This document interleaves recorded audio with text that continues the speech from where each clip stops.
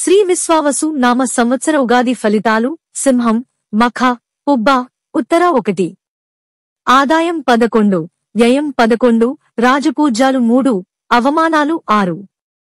ఈ రాశివారికి అష్టమ శని ప్రారంభం కాబోతోంది. దీనివల్ల ప్రతి పనిలోనూ తిప్పట, శ్రమ ఎక్కువగా ఉంటాయి. అనవసర విషయాలకు ప్రాధాన్యం ఇవ్వడం, ముఖ్యమైన విషయాలను నిర్లక్ష్యం చేయడం జరుగుతుంది. వృత్తి, ఉద్యోగాల్లో తప్పటడుగులు వేయడం, పొరపాట్లు చేయడం, అధికారుల ఆగ్రహానికి గురి కావడం వంటివి జరుగుతాయి. బాగా సన్నిహితుల వల్ల డబ్బు నష్టపోయే అవకాశం ఉంది. ఆరోగ్యం మీద శ్రద్ధ పెట్టాల్సి ఉంటుంది. ఉద్యోగ, పెళ్లి ప్రయత్నాలకు ఆటంకాలు ఎక్కువగా ఉంటాయి. అయితే మే 25న లాభస్థానంలోకి గురువు ప్రవేశించిన దగ్గర నుంచి ఈ అష్టమ శని ప్రభావం బాగా తగ్గే అవకాశం ఉంది.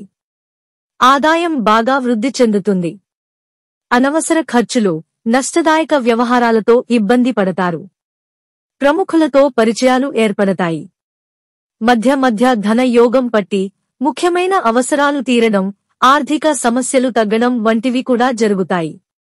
ఆహార, విహారాల్లో జాగ్రత్తగా ఉండాలి. విద్యార్థులు బాగా కష్టపడాల్సి ఉంటుంది. ప్రేమ వ్యవహారాలు సాదాసీదాగా ముందుకు సాగుతాయి.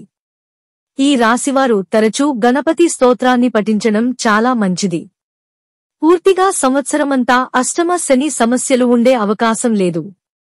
ఆగస్టు తర్వాత శుక్ర, బుధ, రవుల అనుకూలత పెరుగుతున్నందువల్ల అష్టమ శని ప్రభావం బాగా తగ్గి, సుఖ సంతోషాలు పెరగడం, కొన్ని ప్రధాన సమస్యలు పరిష్కారం కావడం, మానసిక ఒత్తిడి తగ్గడం వంటివి జరిగే అవకాశం ఉంది. ఆకస్మిక ధన లాభానికి బాగా అవకాశం ఉంది. షేర్లు, స్పెక్యులేషన్ల వల్ల బాగా లాభాలు కలుగుతాయి. ముఖ్యమైన ఆర్థిక అవసరాలు తీరడంతో పాటు ఇంట్లో సౌకర్యాలను మెరుగుపరుచుకునే అవకాశం ఉంది. ఫిబ్రవరి తర్వాత నుంచి జీవితం సామాన్యంగా సాగిపోతుంది. తరచూ శనీశ్వరుడికి దీపం వెలిగించడం వల్ల శని ప్రభావం బాగా తగ్గే అవకాశం ఉంది.